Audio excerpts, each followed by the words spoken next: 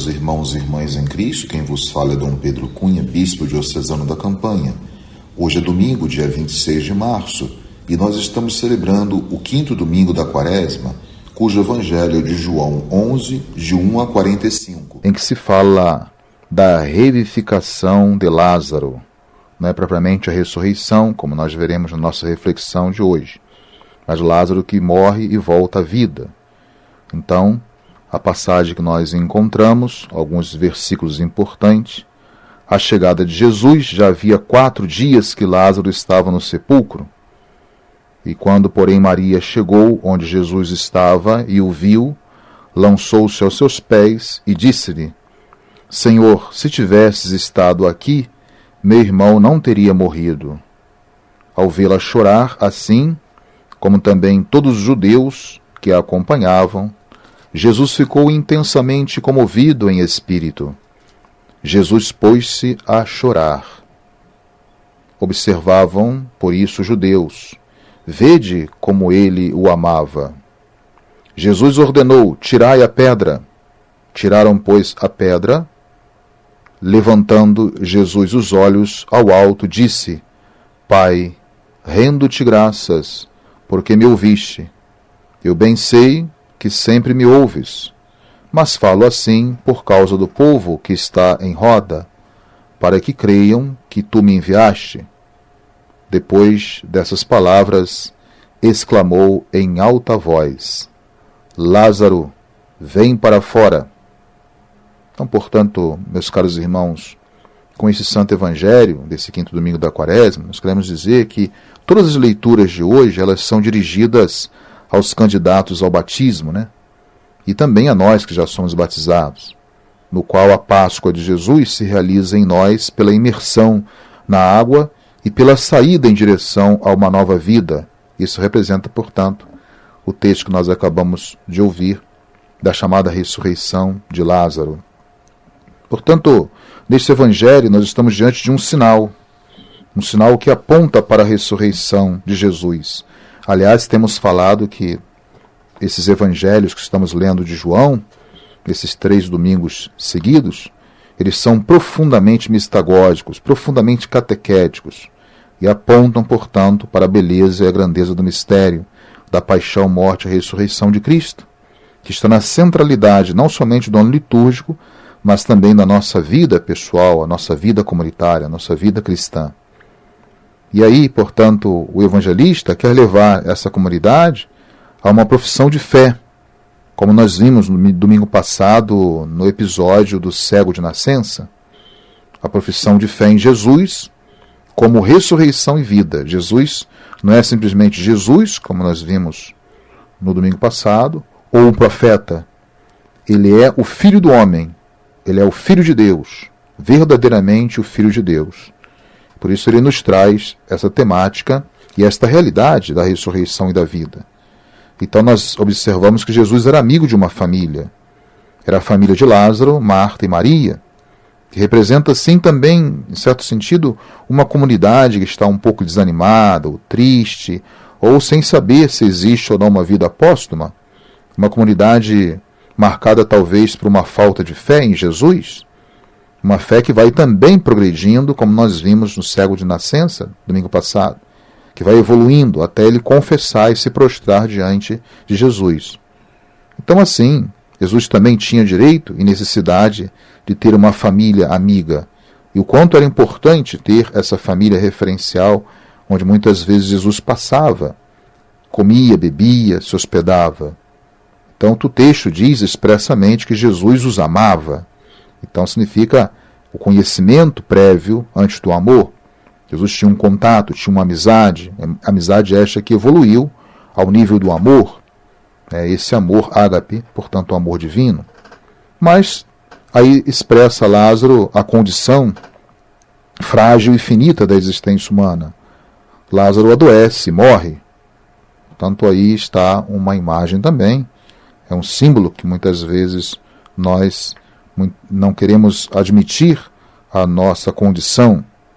E um outro traço muito humano, além desse fato de Jesus chorar, é que Jesus, portanto, também se comove diante do episódio da morte, como muitas vezes nós ficamos impactados com a morte de um ente querido. É um Jesus profundamente humano, descrito assim pelo evangelista São João.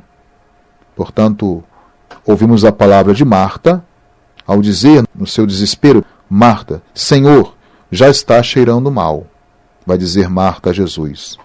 Faz 4 dias, mas a fé, então, supera a morte. Jesus, então, ele vai desamarrar Lázaro, nesse episódio, que nós temos esses vários versículos, com uma descrição e detalhe histórico, como é próprio de João. Ou seja, liberta Lázaro das amarras, portanto, do condicionamento da própria vida e da própria morte, apontando uma vida nova a Lázaro. Então, no fundo, não se trata de uma ressurreição, como vos falei no início, mas daquilo que nós preferimos chamar de revivificação. Ou seja, acreditar na ressurreição não é crer que ressuscitaremos para a vida presente, mas acreditar no presente que a vida continua. Ou seja, a ressurreição propriamente dita, nós não voltaremos a viver essa condição de vida física, humana, histórica, condicionada. Então, na verdade, é uma expressão que nós usamos da ressurreição de Lázaro, mas que não é propriamente uma ressurreição como nós cristãos entendemos. Então, é uma retomada, portanto, um retorno à casa do Pai. É isso que significa para nós a ressurreição propriamente dita. Claro que Lázaro, depois de viver essa experiência de Jesus, ser revivificado, ele volta a uma condição de vida familiar. Enquanto que, na nossa ressurreição, nós voltaremos, como nós usamos a expressão, retornaremos à casa do Pai. Quem tem fé, então, acredita no retorno para Deus, no futuro com Deus, e não para o presente do homem. Não voltaremos mais a essa condição histórica e física que vivemos antes da nossa partida e do nosso encontro com o Pai. Depois, então, da ressurreição, não retornaremos à vida, física, para morrermos de novo. Na verdade, Lázaro, ele retorna a essa vida física para depois morrer e receber a vida eterna.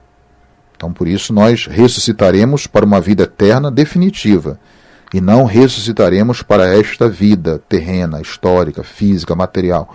Isso é muito importante destacar no Evangelho de hoje. Temos ainda a imagem de Marta, que simboliza um pouco, um resquício de uma vida comunitária, que ainda precisa crescer na fé. Ela expressa não simplesmente uma mulher, mas uma comunidade que cresce progressivamente na fé. A sua fé ainda é uma fé titubeante, uma fé iniciante. Ela acredita na ressurreição do último dia. Claro, ela expressa isso a Jesus. Mas acredita também no Messias. Mas ela precisa ter a fé cristã de que Jesus é ressurreição e vida. Ele é a ressurreição e a vida, e já aqui e agora, a presença de Jesus vai consolar e ao mesmo tempo ser um sinal de esperança. Então Maria também, de outro lado, pode representar um certo desânimo.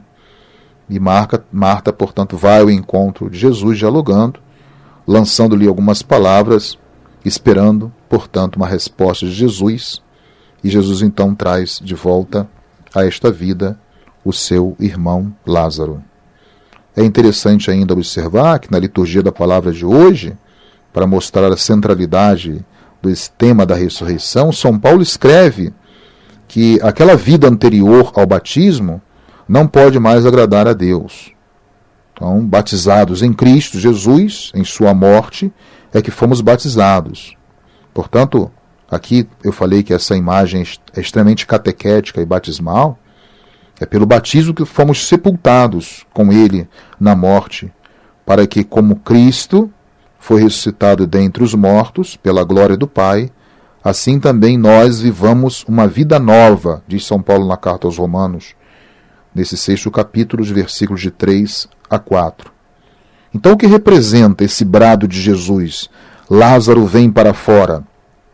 É o apelo que ele nos faz também para que deixemos para trás a morte, ou seja, a vida antiga, a vida passada, e perseveremos na vida da amizade com Deus, que supõe, portanto, uma esperança ver Jesus como Filho de Deus e uma esperança de uma vida nova, de uma vida plena, de uma vida feliz, de uma vida de comunhão com Deus, que é o autor e fonte da vida.